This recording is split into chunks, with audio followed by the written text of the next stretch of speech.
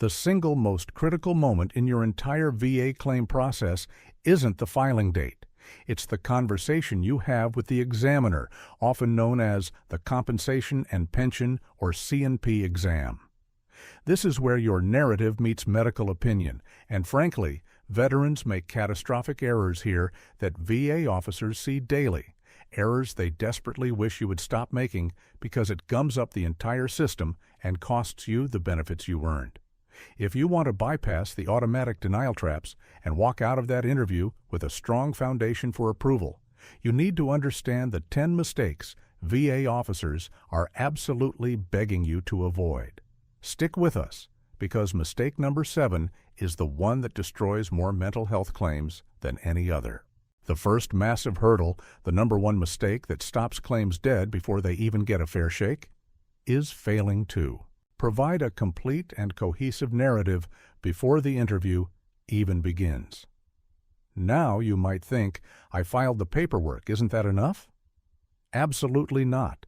The VA system operates on documentation, and the examiner is reviewing a file that is often incomplete, disorganized, or missing the crucial link between your service and your current condition. When you show up for the interview expecting the examiner to piece together a fragmented story, you are setting yourself up for failure. A VA officer will tell you that the most frustrating thing is seeing a veteran with clear service connection potential whose claim is denied because the file presented to the examiner was a mess of irrelevant documents mixed with critical missing pieces. They aren't mind readers, and they are certainly not private investigators tasked with digging up your evidence. The burden of proof rests squarely on the veteran. This mistake isn't just about forgetting one document. It's about failing to establish a clear, chronological narrative. Think of your claim file as a legal brief. It must tell a story of causation. This happened in service, which led to this diagnosis, which now causes these current functional limitations. If the examiner opens the file and sees only 3 pages of service treatment records, STRs, from 1998 and a recent private doctor's note that doesn't explicitly mention service connection, they start the exam already skeptical. They are looking for the nexus, the medical bridge, and if you haven't laid that bridge out clearly in the documentation before the exam, you are forcing the examiner to make assumptions, and those assumptions rarely favor the veteran. VA officers are constantly processing claims that require them to send the file back for development, because the veteran simply assumed the VA already had all the necessary records. They don't. They might have some records, but they need the complete picture. This includes detailed personal statements, often referred to as lay evidence, that describe the in-service event, the stressor or injury, the symptoms that followed, and how those symptoms have persisted and worsened over time. If you claim a knee injury from a specific training exercise, but your personal statement doesn't detail the date, the unit, or the immediate pain and subsequent medical visits, the examiner has nothing concrete to reference when they perform the physical examination. They are left with only your subjective current complaints, which are much harder to rate favorably without corroborating evidence. The VA officer knows that a well-organized file, one that includes STRs, private records, buddy statements, and a detailed lay statement, cuts the processing time dramatically and significantly increases the chance of a favorable medical opinion. Don't waste the examiner's time or your own by showing up unprepared. The interview is meant to confirm the evidence you've already submitted, not to generate it from scratch. This preparation must be meticulous, covering every single medical visit related to the claimed condition, both military and civilian, ensuring nothing is left to chance or assumption. The second mistake, one that immediately triggers alarm bells for any experienced VA officer, is exaggerating or falsifying symptoms during the interview. This is not about being thorough. This is about outright lying or dramatically inflating the severity of your condition in the belief that more pain equals more rating. This strategy is not only counterproductive, it is dangerous to your entire claim. The C&P examiner is a trained professional, often contracted by the VA, and they are specifically trained to look for inconsistencies, malingering, and symptom magnification. They have standardized tests, subtle behavioral cues, and cross-reference mechanisms that quickly expose dishonesty. A VA officer reviewing the examiner's final report knows exactly what they are looking for. Consistency. If your medical records state you walk with a cane only on bad days, but you show up to the C&P exam visibly struggling and claiming you can't walk 50 feet, the examiner will note that discrepancy. They might observe you walking normally from the parking lot to the office, only for you to suddenly develop a severe limp once the interview begins. That observation goes directly into the report and is flagged as a credibility concern. The VA operates on a principle of trust, and once that trust is broken, it is incredibly difficult to regain, often impacting not just the current claim, but any future claims you might file. Officers see veterans who attempt to game the system by memorizing rating schedules and reciting symptoms directly from the criteria, resulting in language that sounds robotic and unnatural. The examiner is not looking for you to parrot the diagnostic criteria. They are looking for an authentic description of your daily life. They want to know the true worst-day impact of your disability. If you claim 100% loss of range of motion in a joint, but the examiner's physical manipulation shows otherwise, the examiner will document the discrepancy between your subjective report and their objective findings. This difference is often summarized in the report as veterans' subjective complaints are inconsistent with objective findings, which is administrative code for "we don't believe you." VA officers stress that veterans need to be brutally honest about their limitations, but they must also be honest about what they can do. If you can still drive short distances, say so. If you have good days, report them, but make sure to emphasize the frequency and severity of the bad days. The goal is to paint a realistic, credible picture, not a fictionalized disaster. Exaggeration leads to a loss of credibility, and loss of credibility leads to denial, forcing the VA officer to waste time on appeals that were entirely avoidable had the veteran simply been honest from the start. Remember, the examiner is required to document both your symptoms and your demeanor. A finding of dishonesty is a stain on the record that can be incredibly hard to wash away. Moving to the third mistake, which is perhaps the most common reason for initial denial, veterans often fail to clearly articulate the functional impact of their condition on daily life. This goes beyond just describing pain. The VA does not rate pain. It rates the functional limitation caused by that pain. This is a crucial distinction that veterans miss constantly, much to the chagrin of VA officers who see otherwise valid claims crumble because the veteran focused on the symptom rather than the consequence. When an examiner asks about your back pain, saying, "It hurts all the time," is insufficient. That statement is subjective and doesn't give the rater anything concrete to work with. What the VA needs to know is, what does that pain prevent you from doing? The VA rating schedule is designed to assess how your disability affects your ability to work and perform activities of daily living, ADLs. A VA officer needs to see evidence that your condition restricts your occupational and social functionality. For example, if you have severe migraines, don't just say, "I get headaches." Instead, detail the functional impact. When a migraine hits, I am completely incapacitated. I have to retreat to a dark room for 12 hours. I miss work 3 to 4 days a month. I cannot drive during these episodes, and I struggle to maintain relationships because I frequently have to cancel plans due to sensitivity to light and sound. This level of detail transforms a subjective complaint into an objective, rateable limitation. For musculoskeletal conditions, this means describing limitations in range of motion, endurance, and repetitive use. If you have a foot condition, don't just say your foot hurts. Explain that standing for more than 15 minutes causes searing pain, requiring you to shift weight constantly, making it impossible to hold a job that requires standing or walking, or that you can no longer hike or play with your children the way you used to. VA officers hate this mistake because they know the veteran is suffering, but the paperwork doesn't reflect the true severity.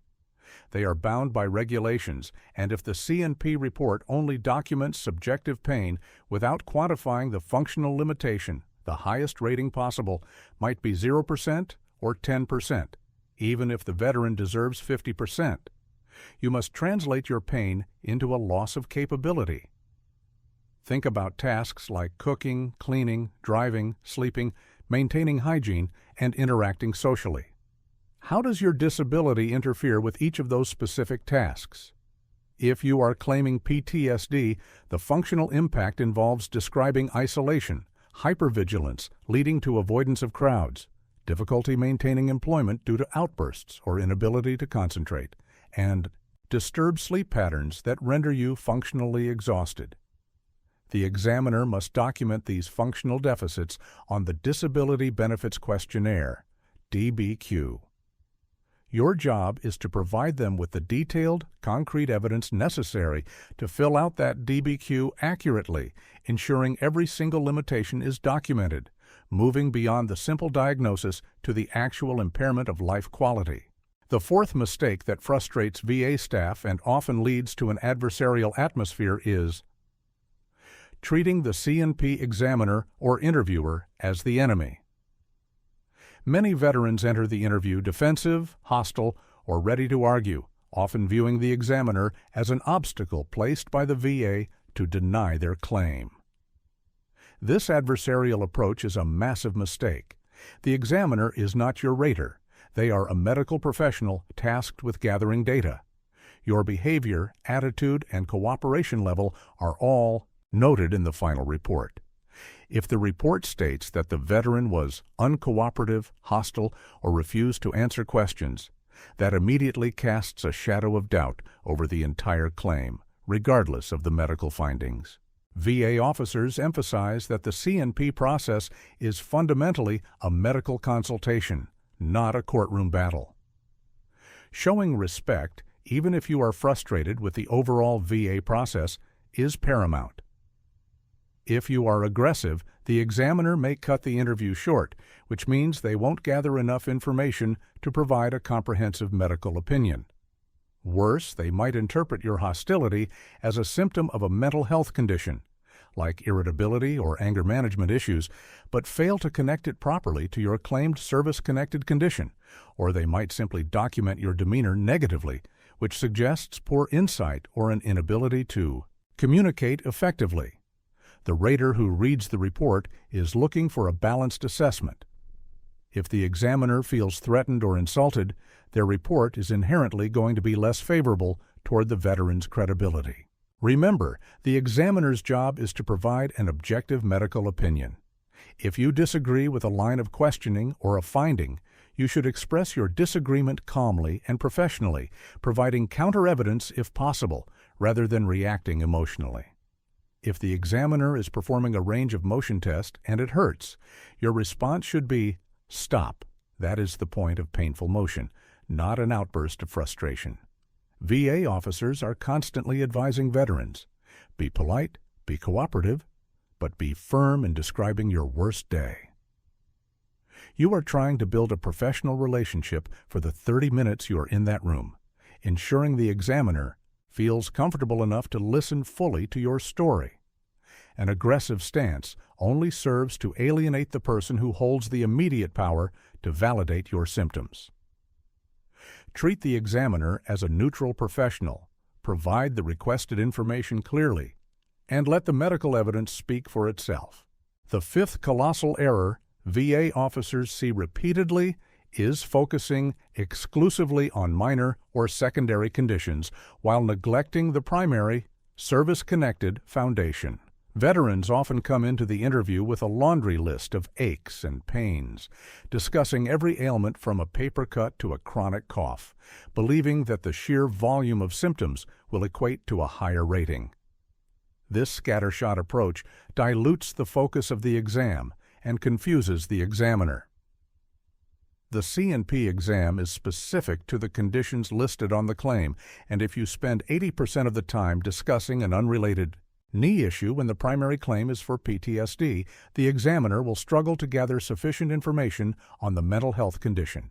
VA officers are trained to look for a clear, established primary condition that is directly linked to service. If that primary link is weak, adding 20 secondary claims won't save the overall case. They want veterans to prioritize. If you are claiming a back injury and secondary conditions like sciatica, radiculopathy, and erectile dysfunction stem from that back injury, you must first ensure the back injury itself is thoroughly established and documented. If you spend the entire interview detailing the embarrassment of the erectile dysfunction without providing sufficient evidence for the underlying back injury that caused it, the entire chain collapses. The examiner's task is to assess the claimed conditions. If you overwhelm them with peripheral issues, they may not dedicate enough time to the core disability, leading to a shallow report that fails to capture the true severity of the main issue. A VA officer's advice here is simple. Stick to the script. Before the interview, review the specific conditions listed on your claim form, VA Form 21-526-EZ. Organize your thoughts and evidence around those specific conditions. If you need to discuss secondary conditions, introduce them clearly as consequences of the primary service-connected issue. For instance, my service-connected knee injury causes me to walk unevenly, which has led to chronic, painful hip bursitis. This establishes the linkage immediately. Do not introduce new complex conditions during the C&P exam unless they are directly consequential to the claimed disability and you have provided prior notice and documentation. Introducing a brand new, complex claim during the interview forces the examiner to delay the report or conduct a superficial review, often resulting in a request for additional development, which significantly slows down the entire claims process. Focus your energy and the examiner's time on building the strongest possible case for the foundational service-connected disability. The sixth mistake, which often results in ratings that are far too low, is failing to understand and communicate the true frequency and duration of symptoms. The VA rating system is heavily dependent on how often and for how long your symptoms manifest, particularly concerning episodic conditions like migraines, mental health flare-ups, or conditions that fluctuate. VA officers see claims where the veteran simply says, "I have flare-ups," and the examiner documents that vague statement, resulting in a low rating because the rater has no quantifiable data. You must be precise. The VA needs a clear, measurable timeline. If you suffer from IBS, saying, "I have flare-ups sometimes," is useless. Instead, you need to state, "On average, I experience severe flare-ups requiring immediate access to a restroom 4 to 5 times a month. These episodes last between 2 and 6 hours, during which I cannot leave the house or work." This detail allows the rater to assign a specific level of impairment based on the frequency criteria. For mental health, this means defining the duration of depressive episodes or periods of isolation. How many weeks out of the year are you functionally impaired? VA officers know that veterans often downplay the frequency because they don't want to sound like they are complaining, or they simply forget how bad the bad days truly are. You must track your symptoms meticulously leading up to the interview. Keep a Panzi journal detailing the date, time, severity on a 1 to 10 scale, and functional impact of each flare-up. When the examiner asks about frequency, you should be able to provide a quantified answer, such as, "In the last 6 months, I have had 24 migraine attacks severe enough to require me to stop all activity and take prescription medication." This shifts the narrative from subjective pain to objective, documented functional impairment. Furthermore, you must address the issue of intermittent symptoms. Many conditions, especially back pain, are not constant. Veterans often make the mistake of focusing only on the good days, saying, Today is a decent day, and leaving it at that. The VA officer needs you to articulate that while you might feel okay. Today, yesterday you were bedridden, and tomorrow might be worse. You must emphasize the variability and the unpredictability. The examiner needs to document the worst-case scenario and the frequency with which it occurs, ensuring the report reflects the full spectrum of your suffering, not just the snapshot of the single day you happen to be in their office. Failure to detail the frequency and duration means the rater will likely assign the lowest possible rating, assuming the symptoms are mild and infrequent. The seventh mistake, and this is the one VA officers find the most heartbreaking because it destroys so many legitimate mental health claims, is minimizing or denying the severity of mental health symptoms during the interview. Veterans, particularly those with deep-seated military training, are conditioned to be tough, resilient, and to mask vulnerability. When faced with a C&P examiner, this ingrained stoicism often kicks in. They default to phrases like, "I'm managing, it's not that bad," or "I just push through it." This is fatal to a mental health claim. The examiner is required to document your current state and functional impairment. If you present as well-groomed, articulate, and state that you are fine, the examiner must report that. The VA rater, reading the report, will see a veteran who presents well, denies severe symptoms, and appears to have adequate social and occupational functioning. This leads directly to a 0% or 10% rating, even if you are secretly struggling with suicidal ideation, severe isolation, or crippling panic attacks at home. VA officers see this daily. Veterans who are clearly suffering but refuse to be vulnerable in the exam room. They are essentially sabotaging their own claim out of a misguided sense of pride or fear of judgment. To avoid this, you must be prepared to articulate your absolute worst day, even if that means discussing uncomfortable or painful memories and current behaviors. The examiner needs to know about the isolation. They need to know if you avoid crowds, hypervigilance. They need to know if you have trouble maintaining friendships or romantic relationships. They need to know about your sleep disturbances, nightmares, and flashbacks. Crucially, if you have had thoughts of self-harm or hurting others, or if you have attempted suicide, this must be disclosed to the examiner. While this is terrifying for many veterans, the examiner is required to document these severe indicators, which are key components of higher ratings, 70% and 100%. If you hide these details, the VA assumes they don't exist, and the rating remains low. A VA officer's plea is this: drop the military bravado for this 1 hour. Be honest about your struggles. If you are having trouble maintaining employment, explain exactly why. Is it due to anger, concentration issues, or avoidance? If you are drinking excessively to cope, disclose that, as it is often symptomatic of underlying mental health issues. Do not use euphemisms. Use direct, clear language about your functional limitations. The examiner is not judging your weakness. They are assessing your eligibility for compensation based on the severity of your impairment. Minimizing symptoms is the quickest path to claim denial or a substantially lower rating than you deserve, forcing a lengthy and stressful appeals process that could have been entirely avoided through brutal honesty during the initial interview. The eighth significant mistake that slows down the entire claims process and often leads to an incomplete record is rushing the C&P exam and failing to ensure the examiner captures all relevant details. Veterans often feel uncomfortable or anxious during the exam, leading them to try and speed through the process. They answer questions with 1 or 2 words, fail to elaborate when prompted, or physically try to conclude the exam prematurely. This is a critical error because the examiner is on a clock, and if you rush them, they will only capture the surface-level information necessary to fill out the basic sections of the DBQ. VA officers emphasize that you must use the entire allotted time effectively.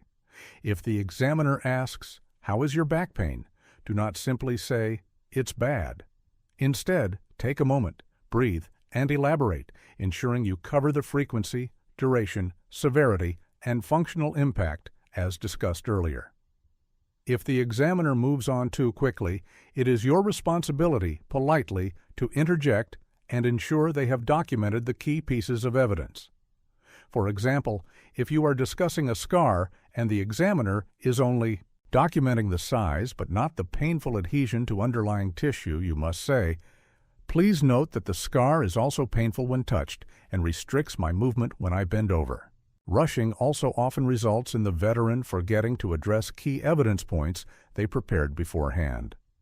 VA officers highly recommend bringing a detailed list of talking points, a cheat sheet, to ensure you cover every piece of critical information, especially the functional limitations. If the examiner tries to wrap up and you still haven't discussed your social isolation, you need to politely state, "Before we finish, I need to make sure I've fully described how this condition affects my relationships and ability to go out in public." This demonstrates that you are prepared and serious about your claim, and it ensures the examiner captures the necessary data. Remember, the examiner's report is the primary medical evidence the rater uses. If the report is thin because the veteran rushed through the process, the rater cannot legally grant a higher rating, even if they suspect the veteran deserves it.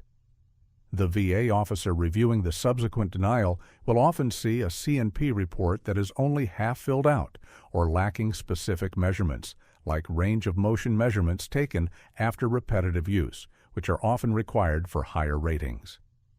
Take your time, elaborate fully, and ensure every critical aspect of your disability is documented before you leave the room. The cost of rushing is months or years in the appeals process.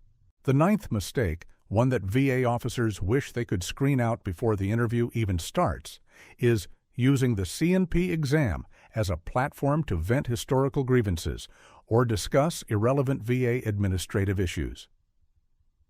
The C&P exam is a medical assessment of your current physical and mental condition and its link to service. It is not the time or place to complain about delayed payments, poor treatment at a VA hospital 10 years ago, or your general dissatisfaction with the bureaucracy. When a veteran spends half the interview railing against the system, two things happen, both detrimental to the claim. First, the examiner's time is wasted, meaning they have less time to gather the necessary medical evidence required for the DBQ. Second, and more importantly, the examiner is required to document your demeanor. Excessive venting, anger, or discussion of unrelated administrative issues can be interpreted and documented as irritability, distraction, or poor insight, which may lead the examiner to question the veteran's reliability or focus on mental health symptoms that are not service-connected, i.e., generalized anxiety. About the VA rather than service-connected PTSD. VA officers need veterans to understand the specific role of the C&P examiner. They are medical data collectors. They cannot fix your administrative problems, change VA policy, or speed up your payment. Bringing up unrelated issues only serves to cloud the medical record and distract from the core mission, establishing the severity and service connection of your claimed disability. If you need to vent about the process, talk to your VSO or file a formal complaint through the appropriate channels, but keep the C&P interview strictly focused on your health. If you feel the need to discuss how the VA has failed you, translate that frustration into a functional limitation related to your claim. For instance, instead of saying, "The VA lost my records 3 times and it makes me furious," say, "The stress and anxiety caused by the uncertainty of my claim and the ongoing administrative burden has exacerbated my service-connected generalized anxiety disorder, leading to increased frequency of panic attacks and further difficulty concentrating on my work." This keeps the focus on the rateable condition and its current impact, rather than on historical bureaucratic failures. Maintain a professional medical focus throughout the interview to ensure the examiner dedicates their attention entirely to your disabilities. Finally, the 10th mistake, a subtle but devastating trap for many veterans, is portio. Failing to differentiate between subjective pain and objective limitation, especially regarding range of motion.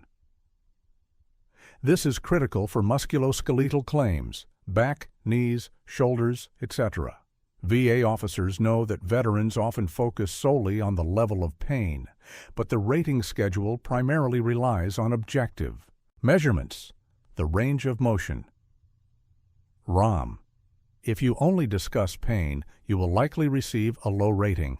During a physical exam, the examiner will measure your range of motion. The critical error veterans make is allowing the examiner to push them through painful motion or failing to articulate the point at which motion becomes painful. The VA regulations explicitly state that if motion is limited by pain, spasm, or weakness, the measurement taken at the point of pain is the official measurement for rating purposes. If the examiner pushes your knee until it hurts and you allow them to push further, the examiner will document the full range of motion, ignoring the pain limitation, because you allowed the motion to continue. A VA officer urges veterans to be proactive and firm during this physical examination. When the examiner begins to move a joint and you feel the onset of pain, you must immediately state, "Stop. That is the point of painful motion." The examiner is then required to document the measurement at that specific point. If they try to push past it, firmly reiterate, "I cannot go further without significant pain." This ensures the documented ROM reflects the true limited functional use of the joint, which is what the rater needs to assign a higher percentage. Furthermore, you must ensure the examiner takes measurements after SHAFU repetitive use. If your knee feels fine when you first sit down, but becomes painful and stiff after walking or standing for a few minutes, the initial measurement will be inaccurate. You must inform the examiner, "My condition worsens significantly with activity.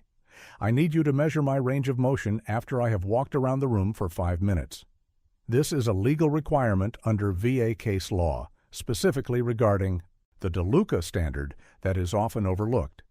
If the examiner fails to take measurements after repetitive use when requested, that is grounds for a successful appeal, but it's far easier to ensure it's done correctly the first time. The difference between a measurement taken initially and one taken after repetitive use can be the difference between a 10% and a 50% rating. Do not let the examiner rush the physical assessment. Ensure the objective measurements accurately reflect your true functional limitation due to pain, stiffness, and fatigue. These 10 mistakes, from failing to prepare a cohesive narrative to minimizing symptoms and rushing the exam, are the administrative roadblocks VA officers see every single day, turning legitimate claims into lengthy, frustrating appeals. The VA system is designed to provide benefits, but it requires the veteran to navigate it effectively. To succeed, you must shift your mindset from a passive recipient of aid to an active participant in proving your claim. Your interview is your one chance to bridge the gap between your paper file and your lived experience. Remember these core takeaways. Preparation is everything. Organize your evidence chronologically, focusing on the nexus. Honesty is non-negotiable, but ensure your honesty includes the full, debilitating impact of your worst days. Prioritize functional limitation over subjective pain. Tell the VA what you cannot do, not just what hurts. Treat the examiner professionally, keep the conversation focused on your current medical condition, and refuse to rush the process, ensuring every single limitation, especially range of motion measurements taken at the point of pain, is fully documented. By avoiding these 10 critical mistakes, you drastically increase the likelihood of a successful, timely claim, finally securing the compensation you earned and deserve. Now go back through your file, review your personal statements, and prepare to present your case with clarity, credibility, and detailed truth.